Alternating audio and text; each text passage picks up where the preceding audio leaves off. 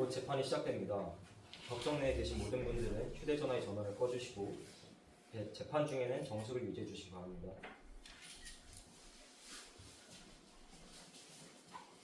모두 자리에서 일어나 주십시오.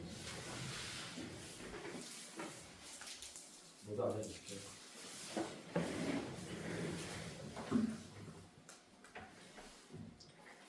안녕하십니까. 지금부터 사건 번호 2025-1 형법 제241조 관통죄 형사처벌을 규정한 법률의 위헌 여부에 관한 헌법소원 사건에 대한 심리를 시작하겠습니다. 먼저 출석 확인을 하겠습니다. 청구인 측 신바람씨 외에 청구인 2인 출석하셨습니까? 네, 출석했습니다. 청구인 대리인 조옥순 변호사, 양순철 변호사 확인되었습니다. 피청구인 측 대한민국 정부 대표로 윤건 검사, 마검사 출석하셨습니까? 네, 출석했습니다. 모두 출석하였음을 확인합니다. 오늘 재판은 양측의 주변론 진술, 재변론, 그리고 이후 증인신문, 최종 변론, 결정 선고 순으로 진행됩니다. 그럼 먼저 청구인 측 주변론부터 시작하겠습니다. 청구인 측 대리인은 앞으로 나와 진술해 주시기 바랍니다. 존경하는 재판장님, 그리고 재판관 여러분, 오늘 이 심판에서 다뤄지는 간통죄 처벌에 관한 사안은 가족 공동체 영역에서의 논의에만 국한되지 않습니다. 그저 하나의 형법이 사라지는 것이 아니라 형법이 개인의 사생활에 개입할 수 있는 기준의 제정립과 나아가 현대 사회가 추구해야 할 법의 본질은 무엇인가에 대한 고민의 시작이 될 것입니다. 대한민국 헌법 제17조 모든 국민은 사생활의 비밀과 자유를 침해받지 아니한다. 이 내용은 헌법이 국민의 자유로운 사생활을 보장하고 있음을 의미합니다. 그렇지만 간통죄는 오랜 기간 혼인과 가정의 보호라는 명목하에 개인의 성생활과 내밀한 사적 영역에 대한 국가의 개입을 정당화해왔습니다. 이는 성적 자기결정권과 사생활 자유의 침해 등 국민의 기본권을 침해하며 최고 규범인 헌법이 제시하고 있는 방향성과 부합하지 않습니다. 또한 우리는 간통죄가 과연 그 목적을 실질적으로 달성했는지에 대해 질문해야 합니다. 신고죄인 간통죄에 대한 처벌을 받은 부부 일방이 고소를 진행한 배우자와 재결합을 하거나 다시 부부관계가 원상태로 회복될 가능성은 거의 없을 뿐더러 오히려 형사처벌 과정에서 부부 갈등이 심화되는 것이 자명한 사실입니다. 그렇게 간통죄가 혼인과 가정을 보호해야 한다는 목적을 달성했다고 볼 수 없습니다. 그렇다면 간통죄가 혼인 중 부정행위에 대한 예방으로서의 기능을 수행해야 하지만 형사적으로 처벌된다는 두려움 때문에 혼인 관계가 유지되게 하는 심리적 사전 억제 수단의 실효성이 의문입니다. 형벌로 혼인의 생성과 유지를 강요하는 것이 유의미할까요? 더군다나 간통죄로 접수되는 사건 수는 매년 줄어들고 있어 간통죄로 구속 기소되는 경우는 고소 사건의 10%에도 못 미치고 대부분 수사나 재판 과정에서 고소가 취소되어 종결됩니다. 따라서 간통죄는 법의 목적과 실효성을 모두 잃은 것이나 마찬가지입니다. 앞서 말씀드린 것을 바탕으로 종합해 보았을 때 간통죄는 법익의 균형성 역시 상실하였다는 것을 알 수 있었습니다. 혼인제도 및 부부간 정조 의무 보호라는 공익이 더 이상 간통에 대한 처벌을 통해 달성될 수 있다고 보기 어려운 반면 간통죄는 개인의 내밀한 성생활의 영역을 형벌의 대상으로 삼아 국민의 자기결정권, 사생활의 비밀과 자유라는 기본권을 지나치게 제한하는 것이기 때문에 법익의 균형성을 잃은 것입니다. 간통죄는 배신이라는 도덕적 문제를 형법으로 처벌한다는 점에서 법과 도덕의 경계를 흐리고 있습니다. 물론 윤리와 도덕도 중요하지만 도덕적으로 비난받을 만한 행위를 형벌의 대상으로 삼는다는 것은 불가능합니다. 간통죄에 대한 논의는 법 감정이 기준이 되는 것이 아니라 시대의 변화와 진전하는 헌법의 가치로 판단되어야 하는 것입니다. 존경하는 재판장님, 간통죄는 국가와 가정의 파괴를 조장하는 것이 아닙니다. 오히려 자유로운 인간관계 속에서 혼인의 가치를 다시 확인하는 기회가 될 것입니다. 이상입니다.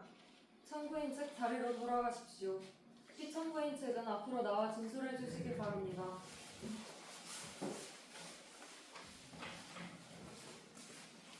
존경하는 재판장님 그리고 재판부 여러분, 저는 본 사건 피청구인 측 대리인입니다. 오늘 본 피청구인은 간통죄 조항이 헌법에 유배되지 않으며 사회질서 유지를 필요한 법적 장치임을 주장하고자 합니다. 간통죄는 헌법 제36조 제1항은 간통죄는 헌법에 근거한 국가의 혼인과 가족생활 보호 의무를 이해하는 정당한 법률입니다. 헌법 제36조 제1항은 혼인과 가족생활은 개인의 존엄과 양상의 평등을 기초로 성립되고 유지되어야 하며 국가는 이를 보장한다라고 규정하고 있습니다. 간통죄는 일부 1차자에 기초한 혼인제도 및 가족생활을 보장하고 부부 간 성에 대한 성실 의무를 지키게 하기 위한 것으로 헌법 제36조 제1항에 의하여 국가에 부과된 개인의 존엄과 양상의 평등을 기초로 한 혼인과 가족생활의 유지 및 보호 의무의 이행을 위한 것입니다. 만약 간통죄가 폐지된다면 혼인의 법적 의무 중 하나인 정조 의무를 강제 수단이 사라지는 것입니다. 또한 간통죄의 폐지는 더 심각한 2차 피해로 이어질 수 있습니다. 간통죄가 폐지되면 배우자의 외도에 대해 피해자는 이혼소송이나 손해배상 청구 등 민사소송으로 사건을 해결해야 하는데 민사소송에서는 피해자가 증거를 입증해야 합니다. 배우자의 외도에 분노한 이들이 불법 촬영이나 해킹 등을 통해 증거를 확보하려 하거나 간통 사실을 온라인에 공개해 명예훼손 피해가 발생할 가능성도 큽니다. 간통죄가 사라지면 감정적 대응이 거세지고 2차 피해로 이어질 우려도 커질 수 있습니다. 이런 점으로 보아 간통죄는 사회적 긴장을 완화하는 최소한의 장치입니다. 물론 간통죄에 대한 오늘날 세계 각국의 입법례는 이를 폐지해가는 것이 그 추세이고 우리 사회 역시 급속한 개인주의적, 성개방적 사고방식에 따라 성에 대한 국민의 법의식에도 많은 변화가 있었으며 심판 대상 조항의 규명력도 어느 정도 약화되었음을 부인할 수 없습니다. 그러나 우리 사회의 구조와 국민의식의 커다란 변화에도 불구하고 우리 사회에서 구애의 절정관념, 특히 혼인한 남녀의 절정관념은 전례적 전통 윤리로서 여전히 뿌리 깊게 자리 잡고 있으며 일부 1처제의 유지와 부부 간의 성에 대한 성실 의무는 우리 사회의 도덕 기준으로 정립되어 있어 간통은 사회의 질서를 해치고 타인의 권리를 침해하는 경우에 해당한다고 보는 우리의 법의식은 여전히 유효합니다. 간통죄의 폐지는 우리 사회 전반에서 성도덕 의식의 하향화를 가져오고 성도덕의 문란을 초래할 수 있으며 그 결과 혼인과 가족 공동체의 해체를 촉진시킬 것입니다. 간통죄에 대해 개인의 윤리나 도덕의 문제에 법이 직접 개입하여 강제한다라는 비판이 있습니다. 그런데 배우자 있는 자의 간통 및 그에 동조한 상간자의 행위는 사회적 윤리의 상단성을 일탈한 것을 넘어 혼인과 가족생활의 해체를 초래하거나 초래할 위험성이 높다는 점에서 이를 단순히 윤리와 도덕적 차원의 문제라고만은 볼 수 없습니다. 간통죄의 폐지는 단순한 법률 조항 하나의 폐지가 아니라 사회적 윤리적 기준이 무너지는 결과로 이어질 수 있음을 고려해 주시기 바랍니다. 감사합니다. 피청구인 측 자리로 돌아가십시오.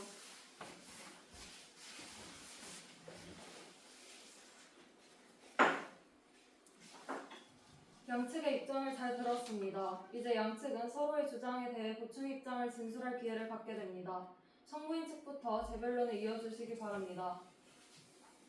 앞서 피청구인 측은 혼인과 가족생활을 보호해야 한다는 국가의 의무를 들어 간통죄가 부부의 정조임을 지키게 하고 가정을 보호한다는 이유로 간통죄의 합헌성을 주장했습니다.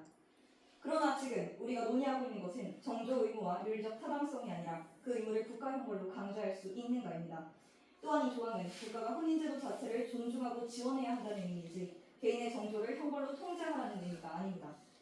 형벌권은 그 자체로 개인의 자유를 제한하는 국가의 가장 강력한 수단입니다. 따라서 성적 자기결정권 및 사생활의 비밀과 자유와 같은 헌법상 기본권과 충돌할 경우 헌법재판소가 과거 여러 판례에서 밝힌 바 있듯 공익의 보호가 사익의 제한을 정당하기 위해서는 사익의 침해가 최소화되어야 하며 공익과의 균형을 이루어야 하는 등 형벌권의 강력성을 고려해 어떤 경우에도 과잉금지 원칙을 충족해야 합니다. 간통죄는 실제로 이혼율 감소나 혼인 보호에 실질적 효과가 없는 데 비해 사익의 제한이 다소 과분한 규범입니다. 따라서 과잉금지 원칙을 충족하지 못하며 오히려 헌법 제10조, 17조에 명시된 기본권을 침해하고 있습니다. 또 피청구인은 간통죄가 폐지되어 배우자의 외도에 대해 민사소송으로 사건을 해결해야 하는 상황이 올 때 피해자가 직접 증거를 수집하는 과정에서 사적 보복, 명예훼손 등의 문제가 발생할 것이라 주장했습니다. 그러나 이는 간통죄가 존재하는 현재로서도 충분히 발생하고 있는 문제입니다. 간통죄는 친고죄에 해당하여 피의자의 고소 없이는 수사기관에 수사를 할 수도 재판이 진행될 수도 없습니다. 이때 고소를 위해서는 명백한 증거가 필요하기 때문에 사적 증거 수집 과정에서 발생하는 문제는 간통죄가 존재함에도 발생할 수 있습니다. 즉, 간통죄는 형법 조항임에도 불구하고 수사 개시 요건이 피해자 고소 및 증거 확보에 달려있기 때문에 실질적으로는 피해자가 스스로 수사 초기 단계를 떠나는 상황을 초래하므로 그 결과 사적 수단을 동원한 증거 확보 및 복수 행위는 간통죄 폐지 여부와 관계없이 발생하는 문제가 되며 간통죄를 유지한다고 해결되지 않습니다. 정리드리자면 간통죄는 혼인 보호라는 명분 아래 개인의 성적 자기결정권, 사생활의 자유 등을 과도하게 침해합니다. 또한 혼인 질서 유지라는 공익은 형벌이라는 강제 수단에 의존할 수 없습니다. 친고죄 고소 이후 재결합 사례는 드물고 대부분은 가족 해체와 추가적 갈등의 심화로 이어집니다. 즉, 간통죄 자체가 이미 사회적 긴장을 유발하는 원인이며 예방 기능도 미미합니다. 형벌이 오히려 사회 갈등을 악화시키는 구조라면 그 결과에 그 형벌의 정치는 오히려 질서 유지가 아닌 질서 훼손의 수단이 됩니다. 존경하는 재판장님, 간통죄는 이미 사회적 현실과 법, 감정 모두로부터 유리된 법 조항이며 헌법상 정당성을 상실했습니다. 이에 청구인 측은 헌법재판소가 이 조항을 위헌으로 판단해 주시길 간곡히 요청드립니다. 감사합니다. 청구인 측 자리로 돌아가십시오. 피청구인 측은 앞으로 나와 진술해 주시기 바랍니다. 청구인 측은 간통죄가 성적 자기결정권을 침해한다고 주장했지만 간통은 개인의 성적 자기결정권의 보호 영역에 포함되어 있다고 보기 어렵습니다. 일부 1처제 하에서의 혼인의 본질적인 요소는 성적 공동생활의 배타적으로 그리고 지속적으로 유지하려는 부부의 일치입니다. 따라서 간통죄에서 심판 대상 조항으로 제한되는 배우자가 있는 자의 성적 자기결정의 자유는 혼인이라는 자기 결정에 의해 형성한 성적 공동체의 배타성과 지속성을 유지하는 내재적 한계 내에서 이를 행사해야 한다는 본질적 제한을 받아야 합니다. 성적 자기결정권? 물론 중요합니다. 그러나 혼인을 한 부부라면 성공동체적 자유를 누리되 상대방에 의한 성적 상실 의무도 함께 부담해야 한다는 뜻입니다. 배우자에 대한 신뢰를 배신하고 가정을 심각하게 해체시키며 특히 자녀들에게는 평생 지워지지 않을 정신적 상처를 남겨놓고는 나는 성적 자기결정권을 행사한 것뿐인데? 라고 말하면 다 되는 겁니까? 이러한 본질적 제한을 벗어나 이루어지는 비윤리적 행위인 간통은 간통 행위자의 성적 자기결정권의 행사라는 명분으로 쉽게 정당화되어서는 안 됩니다. 간통죄가 법의 목적과 실효성을 모두 잃은 것이나 마찬가지라고요? 이혼을 하게 되더라도 재산상 및 정신적 손해배상 등을 통해서 부당한 행위를 한 배우자의 상대방을 보호할 수 있다고 하는 의견들이 많습니다.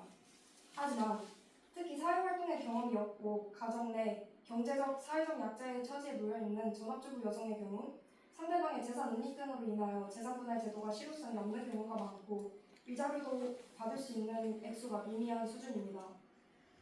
아직까지 우리 사회에 혼인 중에 재산분할 인정, 주거용 건물 등에 대한 부부 일방의 이민 처분 제한, 재산분할 청구권 보전을 위한 사회행위 취소권, 이혼에 따른 상속분 보장 등 가정 내 경제적, 사회적 약자를 보호하기 위한 다양한 제도가 마련되어 있지 않기 때문에 현행 민법상의 제도와 재판 실무만으로는 이들의 보호에 미흡할 수밖에 없습니다. 부부가 이혼할 경우 가정 내 경제적, 사회적 약자에 대한 보호장치가 제대로 마련되어 있지 않고 부모의 이혼으로 인한 자녀 양육에 대한 책임과 파괴된 가정에 대한 사회적 안정망이 구축되지 않은 상태에서 간통죄를 폐지할 경우에는 혼인 관계에서 오는 책임과 가정의 소중함을 뒤로한 채 오로지 자신의 성적 자기 결정권과 사생활의 자유만을 앞세워 수많은 가족 공동체가 파괴되고 가정 내 약자와 어린 자녀들의 인권과 권리가 침해되는 사태가 발생하게 될 것을 우려하지 않을 수가 없습니다. 간통죄는 아직까지 우리 사회에서 그 존재 의의를 찾을 수 있고 그로 인해 보호되는 공익은 선량한 도덕, 성도덕의 수호, 나아가 혼인과 가족제도의 보장이라는 헌법적 가치임이 분명합니다. 피청구인 측 자리로 돌아가십시오. 다음은 청구인 측 증인의 신문입니다. 증인께서는 앞으로 나와 위증 없이 사실대로 진술할 것을 선서해 주시기 바랍니다.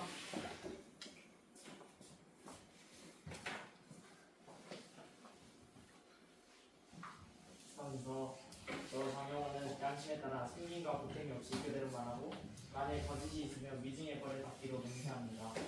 증인 성함과 나이, 직업을 말씀해 주시기 바랍니다. 저는 34세 장영호입니다. 원래는 초등학교 교사로 일했지만 현재는 교육청에 의해 정직 처분을 받은 상태입니다. 증인 장영호 씨, 간단히 본인 소개와 어떻게 청구인이 알게 되었는지, 청구인과의 정확한 관계는 어떻게 되는지 말씀해 주시겠습니까? 네, 제 이름은 저도 말씀드렸다시피 장영호이고 청구인과는 내용 관계입니다. 제가 다니던 코스모스 배드민턴장에서 그녀를 처음 만나게 되었습니다. 처음엔 서로 인사 정도만 하던 사이였는데 빠르게 오가는 슈택국 사이에서 점차 정이 깊어졌습니다. 계속 말을 섞다 보니 그녀가 어딘가 텅 비어있다는 것을 느끼게 되었습니다. 항상 외로워 보였고 지쳐 보였거든요. 나중에 직접 이야기해보니 실제로 가정에서 굉장한 소외감을 느끼고 있다고 하더라고요. 그 과정에서 그녀가 결혼 중이라는 사실, 아이가 있다는 사실도 알고 계셨나요? 네, 알고 있었습니다. 평소에 아이 이야기도 정말 자주 했고 나중에 그 아이를 직접 만나기도 했었습니다. 처음엔 조심스러웠지만 그 아이는 제게 먼저 더 따뜻하게 반겨주었습니다. 그래서 어느 순간부터 주제넘지만 진심으로 제 자식처럼 맡기게 되었던 것 같아요. 또 언제는 제게 엄마가 드디어 웃어요. 아저씨 덕분인 것 같아요. 고마워요. 라는 말과 함께 환한 미소를 선물해주거든요. 지금도 그 아이는 제게 그냥 누군가의 자식이 아니라 정말 소중한 존재입니다. 그렇다면 증인은 단순한 쾌락이나 욕망이 아닌 가정 안에서 방치되고 외면당한 사람에 대한 정서적 연결과 사랑을 느꼈다고 말할 수 있습니까? 그렇습니다. 그녀와의 관계를 단 한순간도 가볍게 생각하지 않았습니다. 그녀를 사랑했고 그녀의 아이 역시 진심으로 아끼고 사랑했습니다. 저는 그 가정을 파괴하려는 것이 아니라 그녀가 부서지지 않도록 곁에 있고 싶었던 것뿐입니다. 남편의 애정이 단절된 상태로 오랫동안 방치되어 고통을 받았다는 청구인이 왜 그렇다면 이혼을 하지 않았으며 지금과 부적절한 관계를 가지려 하는 것입니까?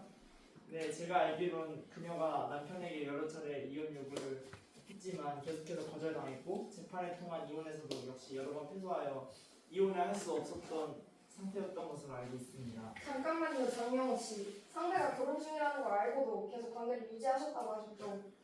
네, 그렇습니다. 죄책감이 컸지만 알아차렸을 당시엔 너무 감정이 깊어졌습니다. 아이가 그 관계를 알게 되었을 때 상처를 생각해 보셨습니까?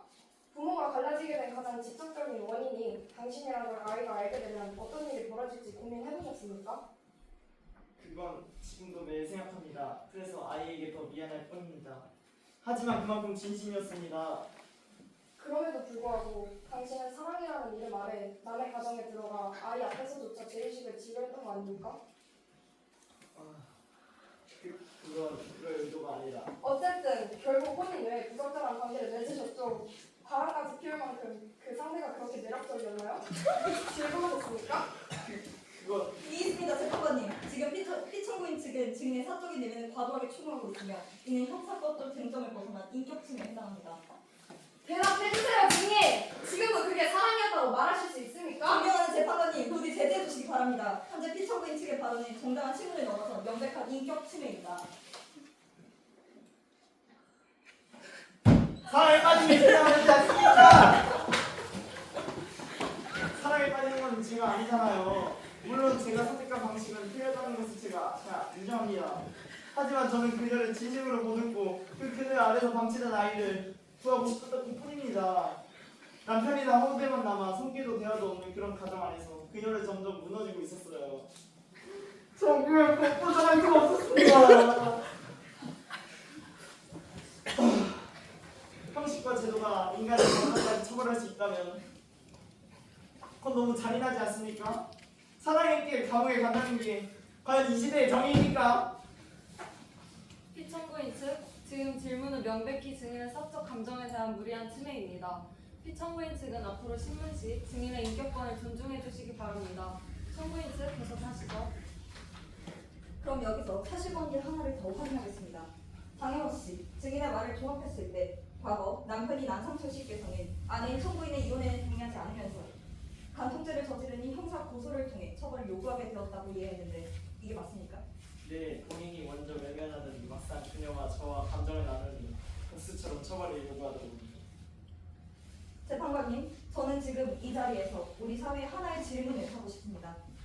형사처벌이라는 가장 강력한 공권력이 이처럼 개인의 감정 갈등의 도구처럼 쓰이고 있다는 사실을 과연 헌법 질서 위에 그대로 둘 수 있는가라는 질문을 말입니다. 이상입니다. 증인 신문을 마치겠습니다. 증인은 자리로 돌아가 주세요.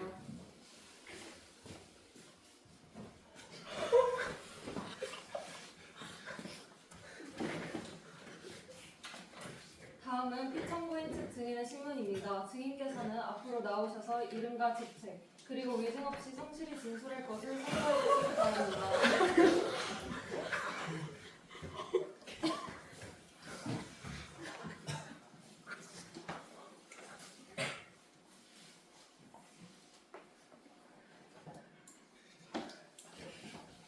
선서, 저 안상철은 양심에 따라 숨김과 보탬이 없이 사실 그대로 말하고 만일 거짓이 있으면 의심의 거로 바뀌어 맹세하리. 증인, 성함과 직업을 말씀해 주시기 바랍니다. 안상철입니다. 서울에서 중견 건설사를 운영하고 있습니다. 성부인과 증인의 관계가 어떻게 됩니까? 청구인의 남편입니다.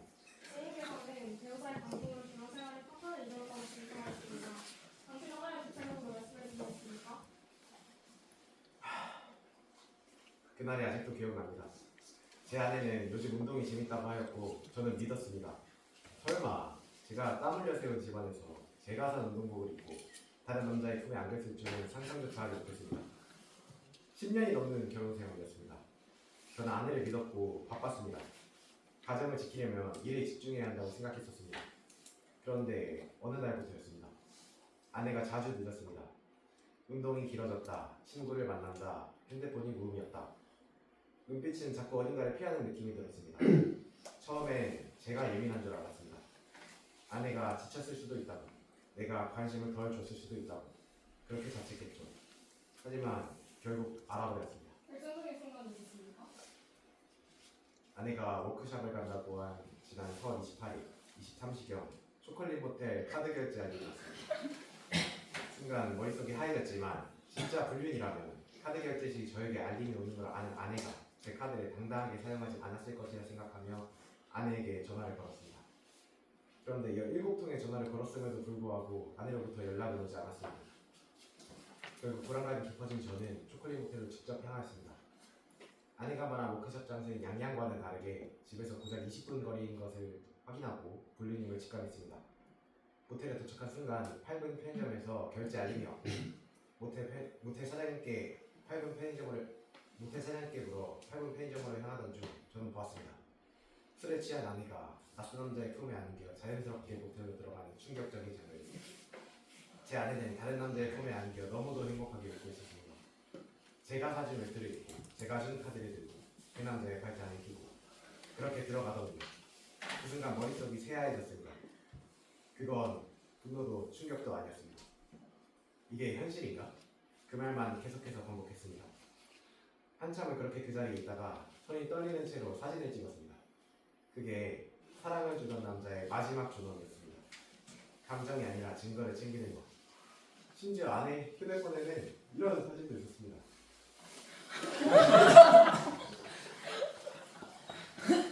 증인이 어떻게 됐습니까? 아내에게 물었습니다. 그녀는 처음에는 부정했습니다. 그러다가 나중에는 결국 사랑이 끝났을 뿐이라 했습니다. 내 잘못만은 아니지 않냐. 그게 제가 자리를 비운 틈에 저 남자가 다가왔고 그게 자신을 위로해 주었다고 했습니다. 그 순간 느꼈습니다. 그녀는 죄의식이 없었습니다. 그녀는 심지어 책임을 나눠 갖자고 했습니다. 그래서 저는 법에 붙어있습니다. 아내가 그 남자가 도망가지 못하게. 많은 사람들은 간통죄가 시대에 뒤처졌다고 말합니다. 사건이 복수에 불과한 주장도 있습니다. 증인께서 어떻게 생각하십니까? 간통죄는 복수가 아닙니다. 그건 최소한의 공적 정의입니다. 저는 아내를 때리지 않았습니다. 그 남자를 찾아가 난동을 피우지도 않았습니다. 왜냐하면 저는 법이 있다고 믿었으니까요. 가정이란 울타리를 지키기 위해 사회는 최소한의 보호망을 만든다고 믿었습니다. 그게 간통죄입니다. 그 법조차 없었다면 저는 그 증거를 들고 법정이 아닌 술집에서 혹은 칼을 든 손으로 울부짖는 남자가 되었을 것입니다. 우리는 자유만 이야기합니다. 그런데 자유에는 책임이 따라야 합니다. 부부간의 약속을 어기고 타인의 가정을 짓밟는 행위가 그저 개인의 선택이라는 이유로 자유권의 행사라는 명분 아래 처벌 없이 허용된다면 우리 사회는 신뢰를 법으로 지킬 수단을 잃게 됩니다. 그럼 증인은 간통죄가 실제로 본인의 존엄과 권리를 보호해 주었다고 생각하십니까? 네, 저는 그 법이 있어서 무너지지 않았습니다. 그 남자도 벌을 받았고 아내도 처벌받았습니다. 그게 물론 전부는 아니지만 그 법이 있었기에 누군가는 저의 고통을 사회적 범죄로 인정해 주었습니다. 저는 피해자였습니다. 그리고 그 피해는 단순한 감정이 아니라 인격의 말살이었습니다.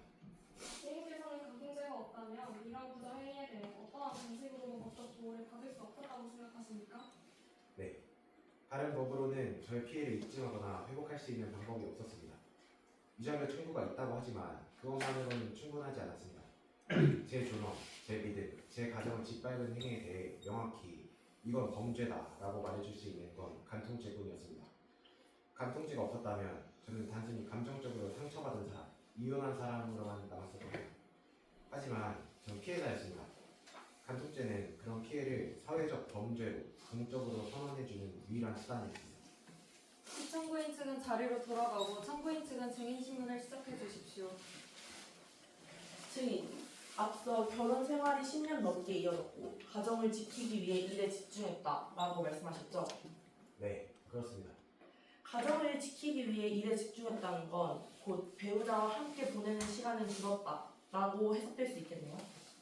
일이 많다 보니 어쩔 수 없는 부분이었습니다. 그 어쩔 수 없음이 반복되면서 배우자와 대화를 나누거나 애정을 표현하는 일은 줄어들지 않았습니까? 그렇지만 저는 가족을 위해 일한 거였습니다. 네, 증인께서 가족을 위해 희생하신 점은 이해합니다. 하지만 한편으로는 아내가 반복적으로 기가가 늦고 감정적으로 멀어졌다고 느꼈던 시점에서 혹시 부부 사이의 문제를 해결하려는 대화나 상담, 노력을 먼저 시도하신 적이 있습니까? 솔직히 말씀드리면 바빴고 그런 시간을 따로 내지 못했습니다. 결국 증인께서는 아내의 변화된 행동을 목격하면서도 그 근본적인 이유나 감정의 단절에 대해서는 함께 해결하려 하지 않으셨다는 뜻으로 들립니다. 맞습니까? 당시엔 그런 여유가 없었습니다. 여기서 한 가지 여쭙겠습니다. 증인께서 청구인의 간통죄로 형사 고소하게 되신 목적은 무엇이었습니까? 아내와의 관계 회복이었습니까? 아니면 처벌 그 자체였습니까? 처벌에 더 가까웠던 것 같습니다. 여유가 정확히는 법의 심판을 통해 잘못에 대한 책임을 묻고 싶었습니다. 여유가 없었다는 이유로 부부간의 문제를 외면하고 아무런 노력도 하지 않은 채 결국 부정행위가 드러난 뒤에야 처음으로 법의 심판에 구하신 것인가요? 그럴지도 모르겠습니다. 그럼 다시 묻겠습니다. 형사 고소 이후 무엇이 달라졌습니까? 아내와의 관계는 회복되었습니까? 아니요. 모든 게 이미 묻어져 있었습니다. 그럼 자녀는요? 그 과정에서 자녀는 보호받았습니까? 아이가 가장 많이 힘들어했습니다. 학교에서 알게 된 친구들도 있었고 요즘은 방에서 거의 나오지도 않고 저랑 말도 잘 안 하려 하고. 현재 증인은 어떻게 생활하고 계십니까? 전에 느꼈던 고통은 고소 이후 해결되었다고 느끼십니까? 존경하는 재판장님, 이로써 우리는 간통죄가 증인에게도 자녀에게도 심지어 그 가정이라는 틀에도 어떠한 회복도 가져오지 못했다는 것을 확인할 수 있었습니다. 오히려 고소 이후 가정은 완전히 파괴되었고 자녀는 정서적 충격을 받았고 증인은 여전히 고통 속에 있습니다. 결국 양측 모두에게 남은 것은 아무것도 없었습니다. 이것이야말로 형벌의 목적이 실현되지 못한 법의 대표적 사례가 아닌가 저는 그렇게 생각합니다. 이상입니다. 이상으로 증인 신문을 마칩니다. 증인 자리로 돌아가십시오.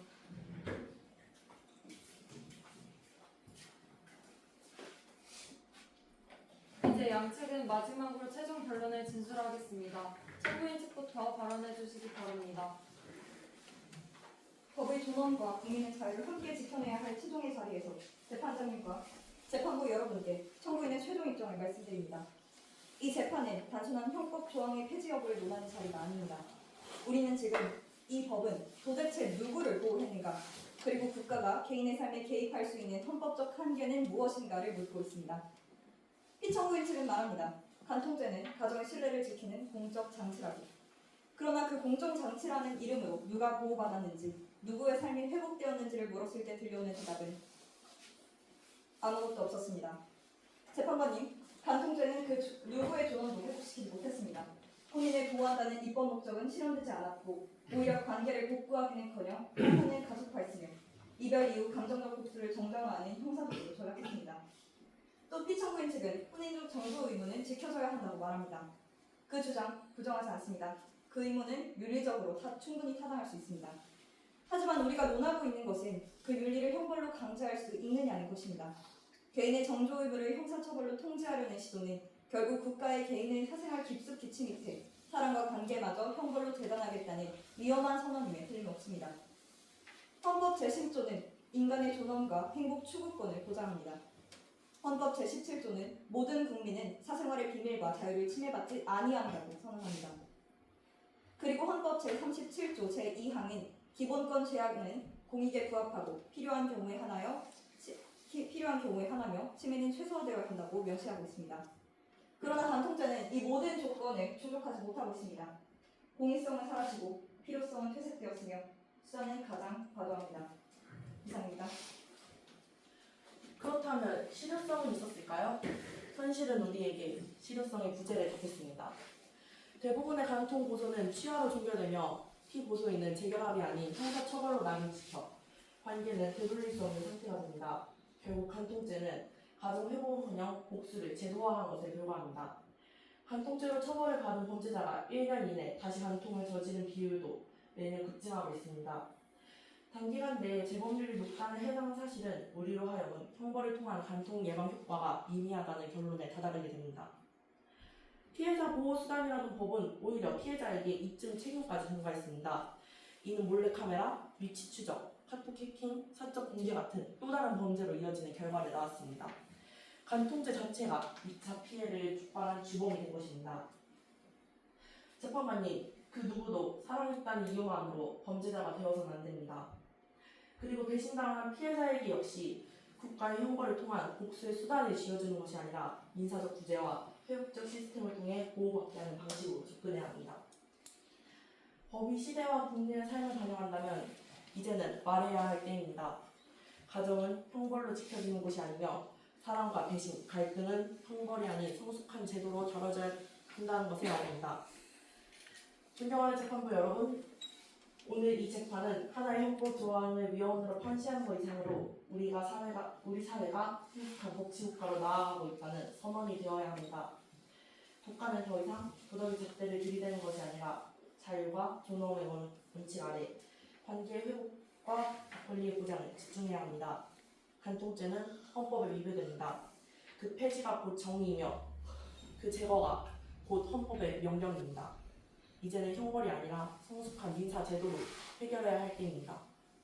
이상입니다. 청구인 측은 자리로 돌아가고 피청구인 측은 최종 결론을 진술해 주시기 바랍니다.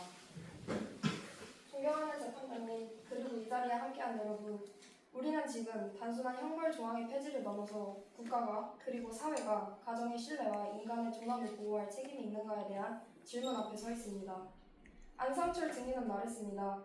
그 순간 법이 없었다면 저는 무너졌을 것입니다.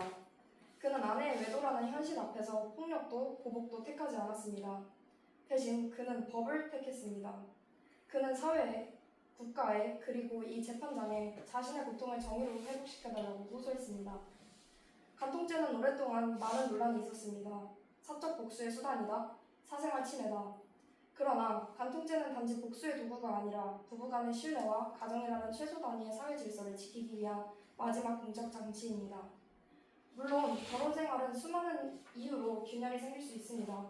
그러나 상대 배우자에게 최소한의 책임과 배려조차 없이 은밀하게 반복적으로 의도적으로 가정을 외면하고 배신한 행위는 단순한 사적인 불화가 아니라 공적 윤리를 무너뜨리는 행위입니다. 우리는 자유로운 개인의 권리를 말합니다. 하지만 그 자유는 반드시 타인의 권리와 존엄을 침해하지 않는 선에서 행사되어야 합니다. 안상철 증인을 비롯한 수많은 배우자 외도의 피해자들의 상처는 단순히 감정의 문제가 아닙니다. 그것은 가장 믿었던 이에게서 받은 인격과 신뢰의 붕괴입니다. 존경하는 재판장님, 만약 이 행위를 사회가 아무런 제재 없이 방치한다면 우리는 앞으로 어떤 기준으로 가정이라는 공동체의 신뢰를 말할 수 있겠습니까? 어떤 방식으로 혼인제도를 유지하라고 말할 수 있겠습니까? 부부간 약속은 계약이며 사회적 책임입니다. 올바른 국가라면, 정의로운 사회라면 그 책임을 일방적으로 짓밟는 행위에 대해 이것은 잘못이다 라고 말해주어야 합니다. 그리고 그 역할이 바로 간통죄입니다. 부디 이 재판이 고통받은 피해자들에게 정의를 회복시켜주고 우리 사회의 책임있는 자유와 공동체 윤리의 중요성을 다시 한번 환기시켜줄 수 있기를 바랍니다. 양측의 최종 결론을 모두 들었습니다. 사건의 변론을 종결하겠습니다. 재판부가 합의를 한 다음 판결을 선고하겠습니다. 합의를 위해 잠시 휴정하겠습니다. 모두 일어서 주십시오.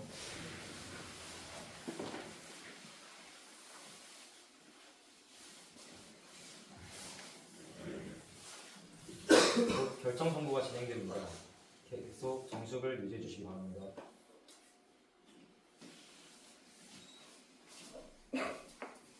모두 일어서 주십시오.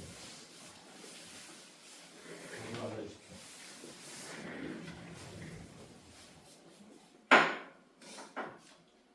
재판부는 합의를 마쳤으며 지금부터 본 사건에 대한 헌법적 판단 결과를 선고하겠습니다. 결정문을 낭독하겠습니다.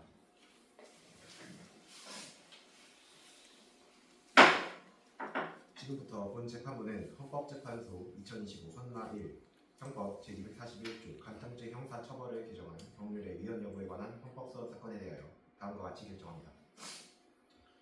결정 이유를 말씀드리겠습니다. 제1. 입법 목적의 정당성.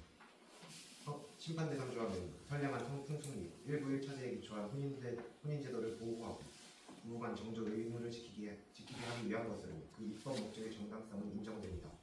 따라서 입법 목적의 정당성은 충족한다고 보았습니다. 제2. 수단의 적절성. 개인의 성행위와 같은 사생활의 내밀 영역에 속하는 부분에 대하여는 그 권리와 자유의 성질상 국가는 최소한으로 간섭과 규제를 하여 개인의 자기결정권에 맡겨야 합니다. 국가 형벌권의 행사는 중대한 법익에 대한 위협이 명백한 경우에 하나여 최후의 수단으로 필요 최소한의 범위에 그쳐야 합니다. 개인의 성생활의 영역에 국가가 개입하여 형벌의 대상으로 삼는 것은 성적 자기결정권과 사생활의 비밀과 자유를 침해하는 것입니다. 비도덕적인 행위를 할지라도 본질적으로 개인의 사생활에 속하고 사회에 끼치는 해악이 크지 않거나 구체적 법익에 대한 명백한 침해가 없는 경우에는 국가 권력이 개입해서는 안 된다는 것이 현재 형법의 추세입니다. 심판 대상 조항의 보호 법익은 일부 1차제에 기초한 혼인제도입니다. 그러나 일단 간통행위가 발생한 이후에는 심판 대상 조항이 혼인생활 유지에 도움을 주지 못합니다. 간통죄는 피해자는 고소권자의 고소가 있어야 공소를 제기할 수 있는 범죄, 즉 신고죄이므로 고소권의 발동으로 기존의 가정은 파탄을 맞게 됩니다. 혹여 나중에 고소가 취소된다고 하더라도 부부 감정이 원상태로 회복되기를 기대하기 어려우므로 간통죄는 혼인제도 내지 가정질서의 보호에 기여할 수 없습니다. 간통에 대한 형사처벌 과정에서 부부 갈등이 심화되어 원만한 가정질서를 보호할 수 없습니다. 결국 간통행위를 처벌함으로써 혼인제도를 보호한다는 이유는 일반 배우자로 하여금 만일 간통을 하면 형사적으로 처벌된다는 두려움 때문에 간통행위에 이르지 못하게 하여 혼인관계가 유지되게 하는 효과가 있다는 것이니 이러한 심리적 사전 억제 수단이 실효성이 있다고 볼 수 없습니다. 이에 따라 수단의 적절성은 충족하지 못했습니다. 제3. 침해의 최소성. 간통죄가 건전한 혼인제도 및 부부간 정조 의무를 보호하는 다른 목적을 위하여 악용되는 사례가 있습니다. 간통죄는 고소가 있어야만 처벌할 수 있는 친고죄이기 때문에 간통한 사람과 그 상대방을 고소할 수 있는 사람은 간통한 사람의 배우자뿐입니다. 그리고 만약 이 배우자가 고소를 취소하면 검사는 기소할 수 없고 이미 재판이 진행 중이었다면 법원은 재판을 더 이상 진행하지 않고 사건을 끝내야 합니다. 따라서 간통행위자 및 상간자의 법적 운명은 간통행위자의 배우자의 손에 전적으로 달려 있습니다. 이러한 상황은 유책의 정도가 훨씬 큰 배우자의 이혼 수단으로 활용되기도 하고 사회적으로 명망 있는 사람이나 일시적으로 부적절한 행위를 한 배우자를 협박하여 금품을 뜯어내거나 상간자의 재산을 편취하는 등 악용될 가능성이 있습니다.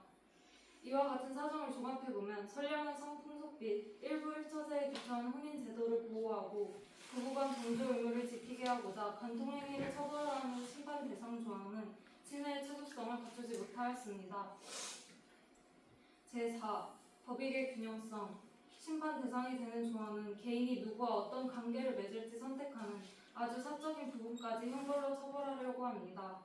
하지만 이런 영역은 국민의 성적 자기결정권과 사생활의 비밀, 자유가 가장 보호되어야 하는 부분입니다. 따라서 이를 형벌로 다스리는 것은 개인의 기본권을 지나치게 제한하는 것이며 국가가 개입해서는 안 되는 영역까지 법이 침범하는 결과가 됩니다.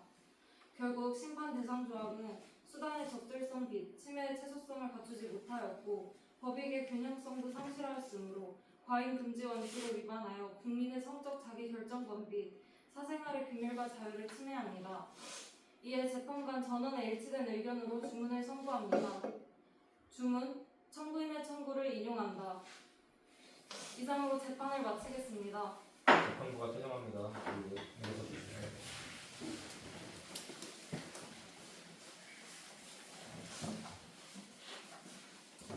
수고했네 자네. 수고했습니다.